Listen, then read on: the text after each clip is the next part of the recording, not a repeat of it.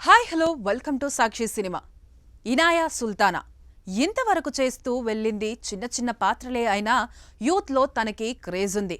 Big boss 6లోనూ కనిపించి సందడి చేసిన ఇనాయా తాజాగా ఓ యూట్యూబ్ ఛానల్కిచ్చిన ఇంటర్వ్యూలో తన గురించి అనేక విషయాలను గురించి మాట్లాడింది.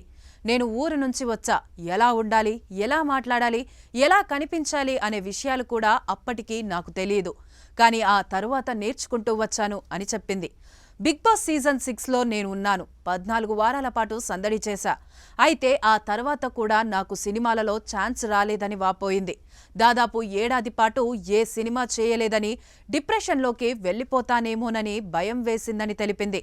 దీంతో మళ్లీ సినిమా ఆఫీసుల చుట్టూ తిరగడం మొదలు పెట్టానని, దాంతో మళ్లీ అవకాశాలు రావడం మొదలైందని చెప్పింది.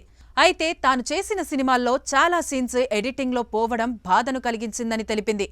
నాకెవరూ లేరు అనే ఒంటరితనం తనను వేధించేదని, నా మనిషి అనేవారు ఒకరు తోడుగా ఉంటే బాగుండేది అనిపించిందని, ఆ సమయంలో తాను ఒకరి ప్రేమలో పడిపోయానని చెప్పింది.